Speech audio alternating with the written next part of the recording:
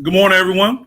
This is Lindsay Huddleston with SPS back in the building for another SPS Monday Motivation. That's right, back at it again. Hope you had a great weekend. I had a wonderful weekend, relaxing, weekend of sports. Was able to go down to Detroit for the Super Bowl of Detroit football, Cavs versus King.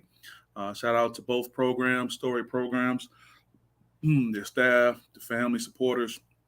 Also, unique special shout out to King Crusaders launching their King Booster Club.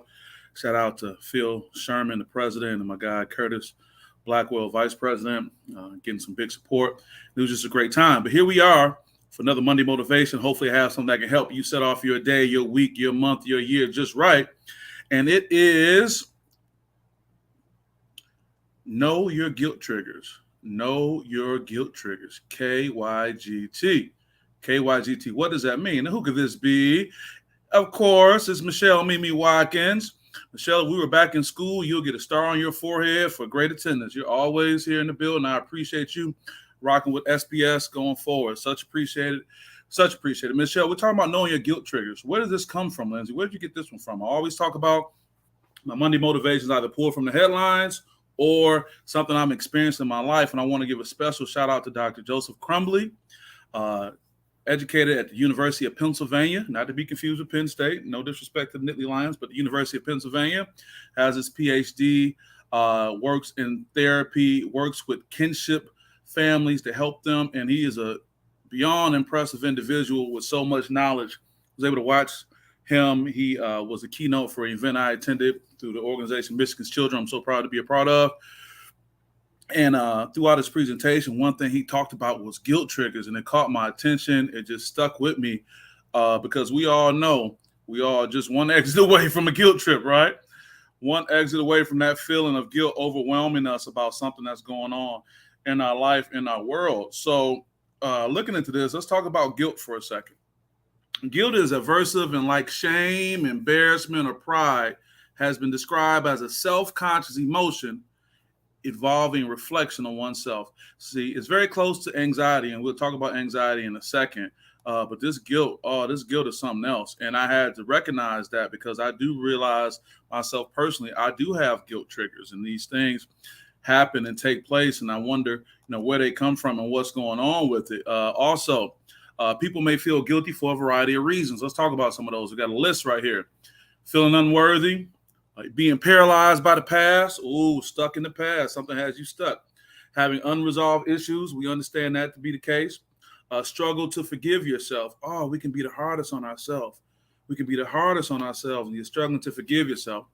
Acting defensive and distant. Touching on something with somebody somewhere and feeling afraid of trying again. Whether it's love, whether it's a job, whether it's an opportunity, you get so many no's. Shout out to Maynard, who's coming on board as a sponsor for the SPS Road to Ford Field Game of the Week next week, DeWitt versus Grand Ledge. And I get no's when I reach out for sponsors, but I get yeses too. So I'm so grateful I don't have that feeling of being afraid to try again. Just wanted to add that right there. And shout out to Maynard, Trey Williams and company, and all they're doing to support SPS and what's happening here. But also, feelings of guilt are fairly common with a symptom of anxiety. And sometimes these feelings of guilt can be confused with anxiety, but it's that same type of feeling. So what I want to say is those who suffer from this condition draw quite harmful conclusions about themselves. We come to these conclusions about ourselves based on what we experience. We carry a burden on our shoulders that we aren't responsible for. That's from Valeria Sabater. She's of Spanish descent, and she had that as well as some things she talked about in her book. And I thought that was really helpful between Dr. Crumbly and what she has shared. I think it's just important to know. Here's Dr. Crumbly, as I said, doing this thing. And here is Valeria as well, sharing these thoughts. And I think one more thing she added to that that's very important is that they also distort situations and make them suffer even more. Again, they also distort situations and make them suffer even more. See, we have this guilt on us, and we end up distorting things, not seeing it the right way, not forgiving ourselves, and all these type of things. So it's very important to know what your guilt triggers are. I know what my guilt triggers are. When I look at opportunities to maybe travel with my daughter, when I look at opportunities to make a major financial move or investment, My guilt triggers may click in because it's not happening the way I want to right now. Even though I can look back to several things that have been in line with what I want to achieve, it's always that thing that we didn't have. And for me, that's a guilt trigger, and it weighs on me. And it wasn't until I heard Dr. Crumley say that I was able to put this in a certain perspective, so not to have it be on me so long. And what are those feelings like? That guilt trigger. You feel like everybody's blaming you, right? You want to be able to say not guilty, but you still are living as a prisoner within your own brain and your own guilt. Look at this image right here. This guy is locked up, but he's really only in his mind feeling that way, male or female. We know how that can be. So the key point about today is not to be a prisoner, okay? Not to be a prisoner of your guilt and knowing what your guilt triggers are. So when you see these things, when these things start to come up, you can think back to this presentation. You can think back and say, you know what? That's my guilt trigger. And if you can't acknowledge your guilt trigger, take some time and have some self-reflection and ask yourself, what are these things that get me to feeling this way? You know, why do I feel like this? Tino, good morning, good brother. How you doing?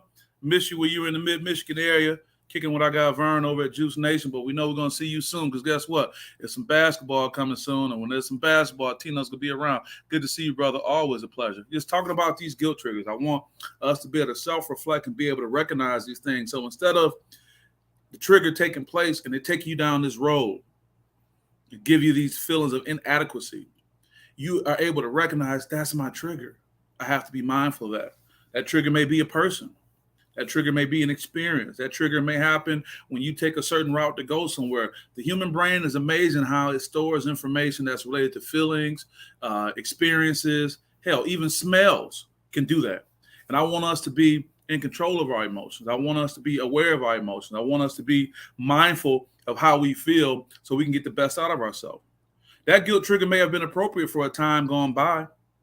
That guilt trigger may be appropriate for a past time.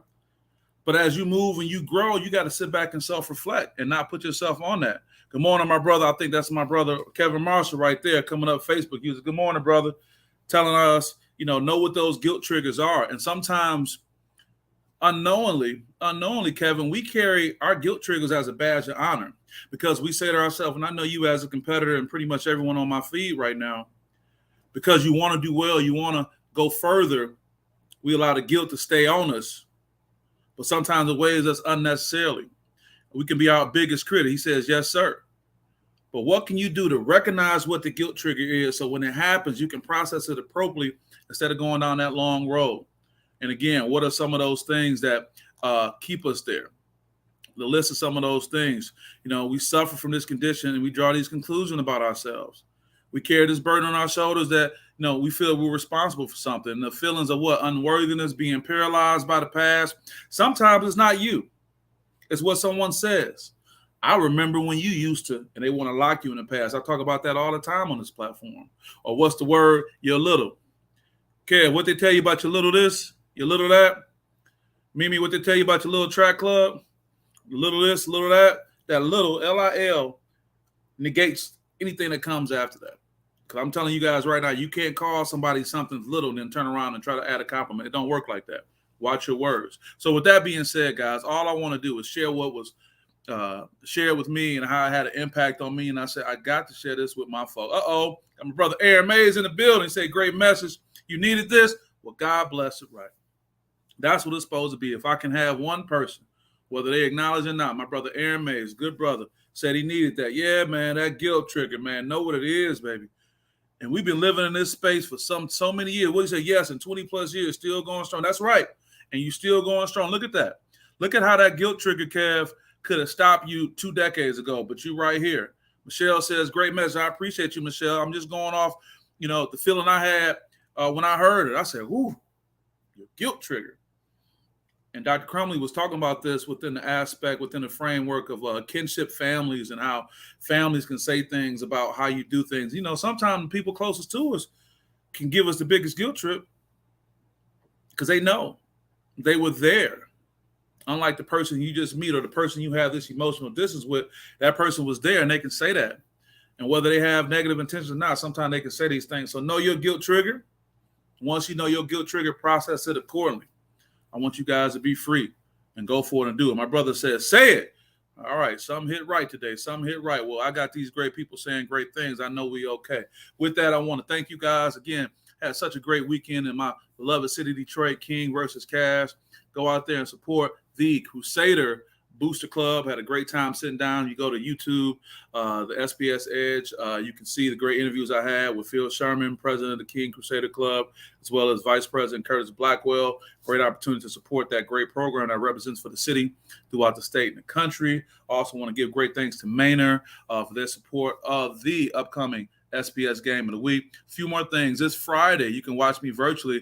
I'll be with the John Shipping Organization. They're having an event. I'll be the moderator down at Cobo Hall, right in the midst of the auto show, talking to our young people about how to find and keep an internship.